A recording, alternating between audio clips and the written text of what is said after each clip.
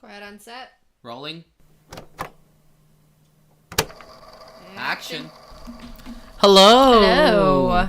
Welcome back to another really special Endcott episode. Today we don't have the regular movie review, but we also don't have a guest. Today we actually have, we tried to do this last year, but you can go back and see how that went. Yeah. We have a Halloween special. What to do?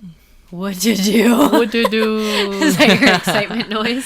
So we actually just came back from trick-or-treating with my family. Yeah, we did. We went around. We got a lot of candy ourselves as well. If you want to see what we wore for Halloween, you can follow us on Instagram. Endcott the podcast. Yep. And you'll see some of the good. You want to give them a spoiler of what we wore? Yeah, I guess. We were Mermaid Man and Barnacle Boy. Yep. If you don't know what that's from, Do better. you have to get cultured. You have to do better. But yeah, so what episode we have today for this special? So because it's Halloween, and Spooky because season. horror and monsters are like my favorite thing in the world, I figured it would be fun to look up the history of horror movies. Kind of what were the beginnings, what films do we see now, and where could the horror film industry go from here? Because mind you, horror has been around since film was created. One of the very first films were kind of scary or fantastical. What kind of scary? So I think it's very interesting, and I hope you all are intrigued. Yeah, so take it So away. go right into it. Awesome. So I found this article by, I think it's the New York Film Academy, that sort of broke it down into these different segments. But I definitely want to start off with Georges Méliès. I think that's how you say it in French. Probably not. So I don't know if you remember the movie Hugo. Of course. Yeah. That's Georges Méliès. That's the person. Is Hugo the one with the train? Little boy in the train station with the clocks. The classic how-to Yeah, so that was movies. my first introduction to George. But he's been around forever. He created the Haunted Castle or the House of the Devil, depending on what translation, in 1898, which is widely believed to be the very first horror movie. It contained cauldrons, animated skeletons, ghosts, transforming bats, and ultimately the devil, as the title suggests. It was only 3 minutes, but that is kind of actually long if you consider how advanced technology was in the late 1800s. Yeah. And it was the first example of a film to include the supernatural, and honestly helped sort of set a precedent for what was about to happen in film. So between the years 1900 and 1920, we have what the site called the literary years, and it's basically when, you know, the genre of horror in general is very new, as well as filmmaking. So they wanted to sort of use source material that was already written down to make these movies. Hence, you have a lot of horror movies that are based on books. For example, Frankenstein, Dr. Jekyll and Mr. Hyde, The Phantom of the Opera. Those were books turned into movies so that they could sort of, I guess, learn how to actually make a movie using source material that's already really solid and are classics of literature. I don't want to this get day. ahead of myself. Are you going to be talking about the one book writer that all books are turned into movies? Pretty much. Stephen yes. King? Yes, I will be talking about him later on. But with that, you also have, so obviously these are all kind of like silent movies, but as we get more advanced in technology, we get audio included. So we have what they called the Golden Age of Horror, which is the Cabinet of Dr. Caligari. I've heard so much about that one, Yeah, but I've me never too. actually seen it. We have Nosferatu in We saw that 1922. Rotten Tomatoes actually said that it was their best horror movie of all time. What? And cements just about every surviving vampire cliche in the That original is book true, as well. but I don't know. We have Frankenstein again. We also have The Mummy. The first color adaptation of Dr. Jekyll and Mr. Hyde was in 1931. They go on to say that the 30s marked the first time the word horror was used to describe the genre. Previously, it was really just romance melodrama with a dark element, which explains a lot. I mean, if you're a Phantom of the Opera specifically, there's like some romantic stuff, especially with Frankenstein. Yep. And then there's this movie Freaks that came out in 1932, which I've heard so much about, and apparently it was so incredibly shocking that it was cut and edited down. And the original 1932 version is now nowhere to be found. Oh my apparently. goodness. So I heard so much about it though. I believe it's surrounding like the circus and the acts that are in the circus. And then we also have the original Dracula in 1931 as well. By the way, if you hear like that in the background, there's a 5-year-old in this house. We came back from trick-or-treating. It's almost 10 p.m. on Halloween He needs to day. go to bed. Yeah. So we're trying to get this episode today. So then we have what they called the atomic years from the 30s to the 50s. Now this is when World War II is happening, so obviously like a lot is going on already in the world. But with the introduction of what's it called? Nuclear weapons. That gave a lot of people new ideas about the different monsters that they create. So we have some very interesting movies that came out of this. A lot of stuff in the UK was being churned out. In fact, the company Hammer Horror was founded in 1934 in the UK. And it became very prolific in the 1950s specifically. And it ended up having a near global dominance thanks to its lucrative distribution deal with Warner and a few other US studios as well. So this studio also made their Frankenstein, Dracula, and The Mummy, because sometimes you have to just keep making the same thing if they're successful. But you also see The Bride of Frankenstein appearing in 1935. King Kong, which was 1933, which, have you seen the effects on King Kong? No. They're not great, but they're amazing for the time. I absolutely love Did it. they actually do the miniature CD? I believe they did for that one. And then, like, a fake, puppet King Kong. Then you have The Invisible Man in 1933, which I'm actually still shocked at how they did that. How and did the they do whole, it?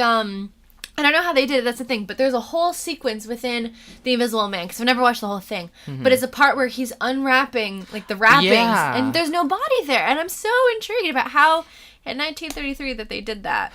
I still don't have any answers. If anybody knows how they did the effects on that, let me know, because that's amazing. And we also have Dr. X in 1932 as well. As we move along in the years, we, of course, get Alfred Hitchcock. Yeah. I kind of consider him one of the kings of the horror genre, sure. especially in this time. He was credited with helping to establish the slasher genre as we know it today. The best genre in horror, I think, probably. Yes, definitely. So with him, you see obviously Psycho and The Birds. I think those are the two well-known ones. I can't remember any others off the top of my head. Do you remember any others off the top of your head? No, continue and I'll tell you in a second. Okay. But those are the two famous ones. Psycho coming out in 1960, which is arguably one of the best horror movies of all time with the best, if not amazing, plot twist at the very end. I'm not going to spoil it for you. And The Birds in 1963. Vertigo is his. Oh, yep. I don't know if you've heard of Rebecca, Strangers on Train, To Catch a Thief, Dial M for Murder, Oh. Spellbound. Nope. I've Don't heard know of that one. Spellbound. No, not anymore. That Topaz. Anyways, continuing on with the war, we see a lot of radioactive mutation in horror films. This is also what is considered sort of the gimmicky years, as the horror movies were not necessarily all that scary or all that fantastic, so they had a little bit of a gimmick to it. So you see the Incredible Shrinking Man, and Godzilla is introduced into pop culture. It's kind of funny that these are considered to be horror. I know, yeah, because when you look at them now, it's like, oh, okay. You also have The Attack of the 50-Foot Woman in 1958, Creature from the Black Lagoon, 1954, Invasion of the Body Snatchers in 1956, which I actually have seen, That is one of the best movies I think I've ever seen. I It was think you told actually me about scary. this one. We gotta watch the I classics. think I had to watch it for a class, and I loved it. So, yo, this is kind of the thing. I mean, some of you know I come from Colombia. We watch what comes out like anybody else in the world. But those classics, we don't really get to them all that much. Which, like, is understandable. Yeah, so I haven't seen most of the classics. Like Psycho, I just watched like a year ago. Yeah. All of these, like, I've never seen Frankenstein. I mean, neither have I, but I never actually also Yeah. tried to watch it. But then, finishing out with the gimmicky, you see The Blob in 1958. And I don't know if I mentioned this, but I also have 1954 being the year that Godzilla came out. Disney also did The Adventures of Ichabod and Mr. Toad in 1949. One of my favorite, most... Oh my goodness. Yes. Yeah. Fun fact also, when I looked up the decades, I found a lot of cat people movies within this time period. It is quite scary, and we've seen it till this day. Yes. The Curse of the Cat People is one of them being in 1944. I have Cats, no as idea well, why. being like 2018 or something like Yeah, that. something like that. So with the gimmicky, there was also an attempt at 3D glasses, electric buzzers in the theater seats, and paid actors to scream or pretend to faint so that the film was more scary. Even though, like, that would not work today. So that's where that guy's a paid actor. Something like that, yeah. There's also a rise in sort of low budget films as well that became relatively like the norm in the late 60s. Gore became popular for that as well, which didn't seem all that hard to just kill somebody on screen. Yeah. But you see one of my all-time favorite horror movies. I gotta tell you a story about this. So, George A. Romero's Night of the Living Dead, 1968. I love this movie. And the reason I love it is when I was a little girl, I had a TV in my room, but it was just like a DVD player with like a screen, right? But then my mom gave me bunny ears. If you know what bunny ears are, then I love you. But if you don't, I'm sorry. I don't know how to explain it to you. But I only got like 4 channels. One of them being a channel that would play old movies. And one day I was scrolling through the 4 channels trying to find something to watch because I was bored. I didn't want to go out to the living room where there was more channels. I found The Night of the Living Dead. It was playing on this Was channel. it like halfway through? Something like that. But then I just got hooked. I fell in love with it. I waited until it told me when the next time it was on so that I could my watch it again. So I would come home, find the time that it was playing, and just turn on my TV and have it playing. Because I was obsessed with it. I absolutely love this movie. Is that kind of the same thing that happened with you in Phantom of the Opera? No, Phantom of the Opera, I watched the 2004 version with Gerard Butler and Emmy Rossum. Obviously, it's been around for much longer. That specific version was after Andrew Lloyd Webber kind of took the film, made it more romance instead of horror. Yeah. Because it was originally like a stalker, Way scary, kidnapping-esque vibe, monster vibe. And then it became, after he made it into a musical, more of a romantic love triangle story. My mother purchased the DVD for me because I was interested in it after she told me that one of the songs from the movie / musical was in her wedding. So we watched it together in the living room, and then I got hooked. And because I had a DVD player TV, I would watch it all the time. Those are your 2 stories for you. I mean, one of my stories for one of my favorite horror movies. It's not as crazy, but one day I was also scrolling through channels, not knowing what to watch. It was kind of the era in which I was transitioning from only Nickelodeon, Disney, and Cartoon Network to like still Nickelodeon, Disney, and Cartoon Network, but also History Channel and Ancient Aliens, Nat Geo, all of those. So I think Cartoon Network, I think Disney was like channel 11, but then History Channel was like channel like 56 or something like that. So I had to either like tab the number, Right. but sometimes I would just scroll through. So I will find things like Boomerang, I think, was a channel that was like Cartoon Network kind of owned or something like that. Adult Swim. Nice. But I'll also go through the ones like FX that plays the movies and Right. TNT. I like So FX one day a I lot. found it was playing Texas Chainsaw Massacre. Ah. And I was like, wait a second. I am intrigued. I stopped and I continued Nice. watching. I literally started. It had started the movie just then, Mm-hmm. so I watched it. It was the one where they're going around on a van.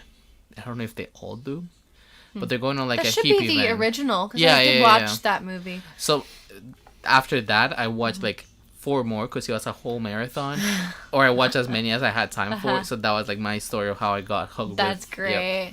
great. I love how we were like at like the tail end of cable TV Yeah. culture. Yeah. I don't know many other people below us. I that mean, I had was a still similar full on experience. cable till I came to the US. Yeah, I still had cable in my room up until high school. I would still wait for Yeah. the novela at 8 p.m. right after the news of That's 7. how I started watching Twilight, because it was on cable Yeah. at that time. Yeah. But anyways, so The Night of the Living Dead was only made with $100,000, but it made $30 million Wow. at the box office. You also have Rosemary's Baby, which, have you ever heard of this No. film? The twist at the end is to die for, babe. You're gonna love it. But it's one of the most iconic movie endings of all time. It's amazing. And there's also the film Eyes Without a Face in 1960. The movie Kill Baby Kill, which the poster looked amazing. I've never seen it or heard of it. 1966. You have The Brides of Dracula, 1960. Still going with the classic horror yeah. icons. And then The Green Slime. Instead of the blob, it's The Green Slime in 1968.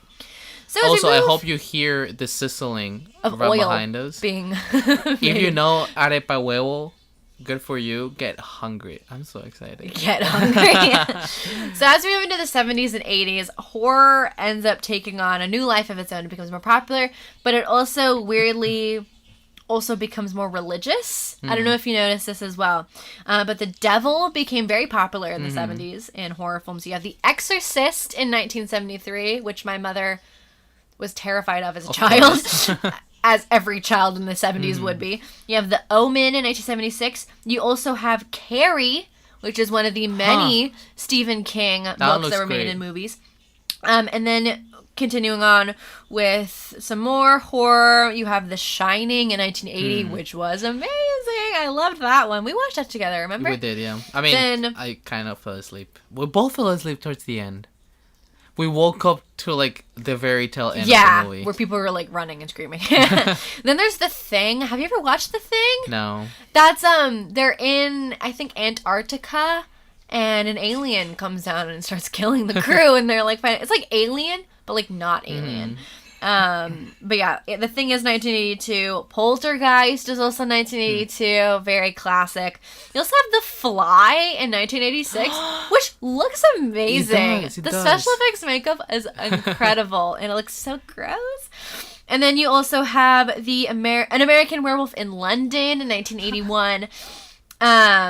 And also the last two films that I just said, The Fly and Wait, American so Werewolf. actually, What? An American Werewolf in London, wasn't there something about Michael Jackson's Yes, I'm Thriller? going to mention that, yes. So The Fly and The American Werewolf in London had two... They both had like outstanding special effects, and probably won awards for them. But The American Werewolf in London in particular, I guess... I don't know if Michael Jackson was like watching it or whatever, but the model of the wolf was basically used in the Thriller music video with that werewolf sequence at the beginning. If you've never seen it, please Was it the do. same? I believe it was the same makeup artist Of who was course. doing it. But yeah. It's been an ongoing thing in our life, like as of this month, that it's like, I want to get this look, so I'm gonna get the one that made it. Exactly.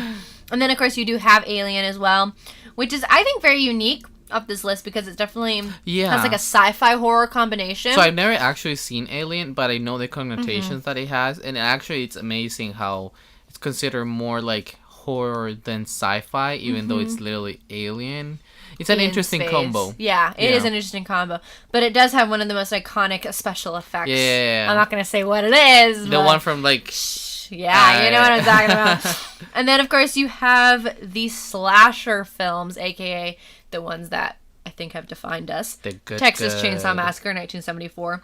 Halloween in 1978, Friday the 13th in 1980, which, fun fact, we watched that at a lake house We on the did. lake for funsies, and I was paranoid the next day. We also watch Haunted House, Yes, we Haunted did. Mansion. And then we also have Jaws, 1975, Nightmare on Elm Street, which is 1984, which, Friday the 13th, Jaws, and Nightmare on Elm Street, spawned Nightmare successful. Before Elm Street. They got successful running franchises to this day. They've made a lot of sequels. They're still popular as well.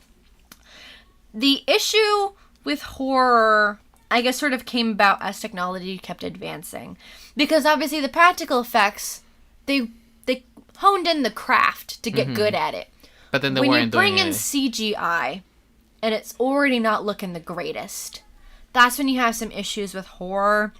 It didn't mean that these films were like a success just because they had it. Two examples of this is Anaconda in 1997 and Deep Rising in 1998.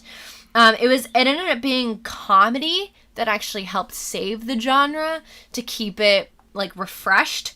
So you have Peter Jackson Brain Dead, 1992, and Wes Craven's Scream in 1996. Scream is such a good movie, and also It's what came so out of it, amazing. Scary Movie. amazing. Amazing, yep. And then you also have The Silence of the Lambs in 1991, which was amazing. You also have the beginnings of the found footage genre. You have The Blair Witch Project in 1999, Paranormal Activity 2007, Cloverfield, which is like a Godzilla-inspired monster attack, 2008. You have Wreck. Have you ever heard of Wreck? No. How have you never heard of Wreck? This is a Spanish news reporter filming a zombie apocalypse to like her audience as like a journalist. And this is 2007 and it looks horrific. But yeah, you should totally watch I literally it. just looked up, when you said Anaconda, it came to me another movie that I used to watch when I was younger What? that I really liked, probably because I wasn't really good at reviewing movies. I just remember that it was a movie that had snakes on a plane. Want to know how it's called? What's it called? Snakes on a Plane. Wow. I totally did not see 2006. that coming. Creativity through the roof. Oh yes, of course. And you still see the found footage genre to this day. Host being one of them. Yeah, Is it still on Netflix? I think so. If you have not seen Host, go watch it. It's like a So scary. quarantine Zoom call vibe. But it's terrifying. It actually scared me so deeply that I still remember it to this day. There's also this other one that we watch just as recommendations. Aterrados in Aterrados. Spanish. It translates to Terrified? terrified. It's an Argentinian movie. Also really That scary. movie was so hard to watch I think because it's an I was Amazon scared video. every second. Yeah. Like that's not even funny. Like I still get freaked out. That monster that they created for that It's movie insane. stuck in my head. And it's the like a gore monster that moves effects through the water. were amazing. Jump scares, Yeah. amazing. I believe it's Like, on Amazon Prime Video. So if you Yeah. haven't seen it, you probably haven't seen it, but you dude, should. if you want to be scared beyond belief, Yeah. watch that movie because I still have nightmares sometimes about it. Mm-hmm. But continuing on, the article goes on to say about how the genre itself kind of limped along without much fanfare in the 2000s, save for like a few box office successes. The zombie subgenre, however, kind of sprang to unlife.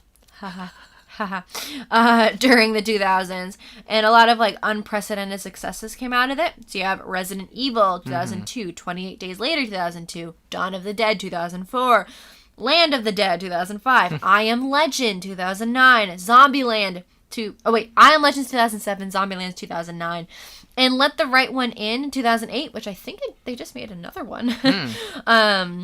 But yeah, as we get into the present day, I have seen a lot of remakes and reboots. There's another Halloween movie that just came out. Halloween ends.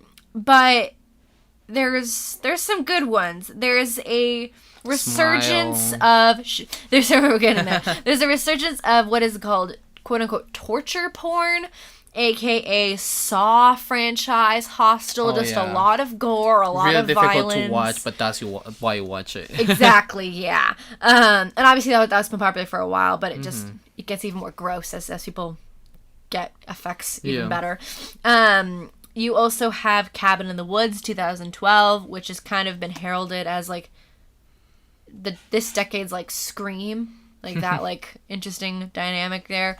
The Babadook, which I think is still on Netflix, came out in 2014. I believe that one's from a book as well. I think so. It's an Australian film.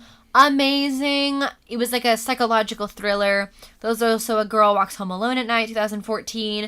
And of course we have Jordan Peele with the three films he's come out with: Get Out 2017, Us 2019, and Nope 2022. We have a review of Nope in our channel. If you haven't seen it, go check it out. Yes, please. As far as what the future of horror is going to look like, the article kind of remarks how there's like more subgenres of horror films than many other genres like combined. Yeah, for sure.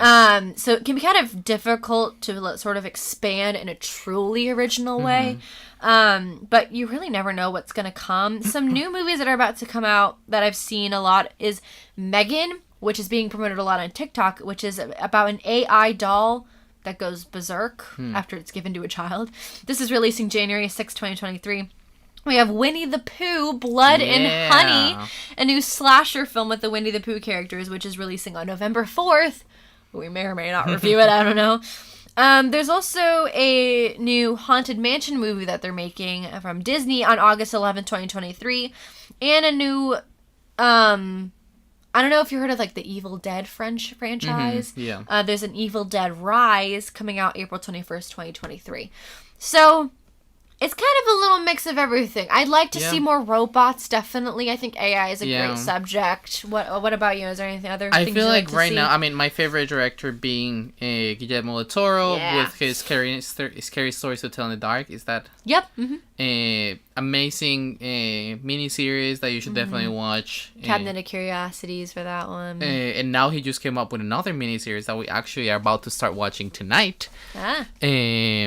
What was the name of it? I just said it.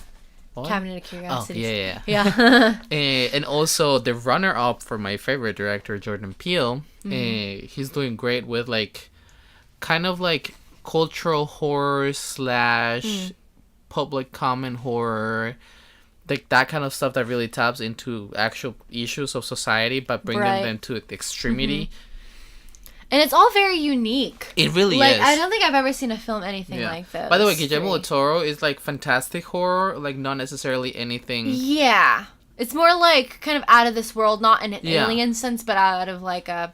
Just like myths and legends. Yeah, like Lord of the Rings-esque monsters and that sort of thing. Like if you've seen Pan's Labyrinth, you know what I mean. It's more like those tales that our ancestors... I mean, he's Mexican, so this actually makes a lot of sense that he's telling tales that your grandpa will tell you really late at night. Right.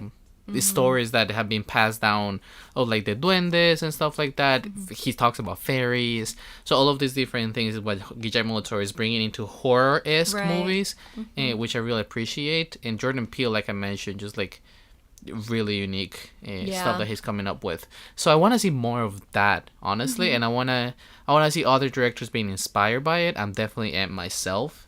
So I'm seeing it's such like a fun genre. Yeah, it really is. I think horror is like the genre that most people love right now. Comedy was for a long time, but I think right now if you ask anybody what their favorite genre is, 8 out of 10 people are gonna say horror. Right. The people that don't say horror is because it's probably just too scary for them. Right. Not because it's actually a bad movie, you know? Yeah, and the horror genre, like, it encompasses such a wide umbrella of subgenres that, like, you can still find something that you like within it, you know? And there's some really great ones. There's some really great classics. There's really great new ones coming out. I mean, a couple movies... I've heard so many good things about Smile, so... Yeah. A couple movie series that I, like, adore is one that you don't want to watch, The Purge. I think it's a great kind of horror that is like, it's not really anything fantastic out of this world. It's something that, I mean, kind of more realistic per se. Yeah. But then also Final Destination. Yeah. Oh, Final Destination freaks me out. It's so scary. My parents love it. Yeah. But it's just such a scary movie. I mean, scary movies. It's like, it's just enough of like a fantastical plot line. Yeah. Where you're like, okay, this is fake. But it could happen. But like, it also has inspired a lot of other movies, aka like It Follows. I mean, you can kind of tell that It Follows goes off of Final Destination with the whole thing of like... You're passing on either you die or you're passing to someone else for them to die. Yeah, definitely. And like, the kills just keep getting better. Yeah. They're really advancing in their kills. So actually, the director of the program, the filmmaking program at our school, he's an indie filmmaker. His name is Matt Nash, and he's got a movie out. Well, coming out. No, he's got Walk Away already out. It's true. a horror movie. It's pretty good. And then he's also got a Abaddon Spit that's coming out. Hopefully, I mean, we have a couple things coming up, thanks to him. So we'll talk more about that when they come, maybe next week or so. Maybe we can have him on to talk about both. Yeah, films, but for sure. maybe we'll have him and take his input because I know he loves horror and Mm-hmm. stuff like that, and maybe he can tell us. I mean, he does horror right now. Like he just finished a horror film, so maybe he Sort can tell of. us Yeah. he can tell us a Mm-hmm. little bit of how horror is being made when you're actually Yeah. in a studio, and I think that will be pretty interesting. But yeah, I like horror. a I mean, lot. Halloween. You don't need to be in Halloween to watch horror, and I feel like sometimes Halloween is not really associated with the horror genre. right? It's more like with the spooky, which is not really horror or It's scary. like Disney level Yeah, horror. exactly. That's what you're aiming for. So, any time of the year, horror is a great thing to do. That's what I love about it. Yeah. You get new stuff all the time. So But that's what we wanted to do it for a Halloween Mm-hmm. special because we're here being spooky. if you have any movies that you think we should totally watch, you should totally put it in the comments. Any classics, Or because I haven't seen DM most of us. them. Yeah, I'd love to know what you guys think your favorite horror movie Yeah. is. Like I mentioned, mine is Texas Chainsaw Massacre. Mm-hmm. Yeah. But yeah, please give us 5 stars if you're listening to this. Once again, if you liked it, give us 5 stars. And You share said it the same thing twice. Yes. And share it with someone else. Maybe they love horror, maybe they hate horror, maybe we can help them bring them into this world of horror that is so This world of amusing. horror. And that has been it for us. You can follow us at Incot the Podcast on Instagram, and you can follow me at Sebas Aleb on Instagram. You can follow me at Kate Johnston62 on Instagram as well. Thank you so much for being here one more night, spooky night. Hope you have a great start of November with the holidays. I'm so excited. Guys, Christmas starts tomorrow. I don't know what anybody Yeah, says. I Christmas don't starts care. in Christmas 2 starts hours. tomorrow, so we'll see you on Christmas. Bye. We'll wake up with a jingle jangle. Yes. That's it from us. And cut.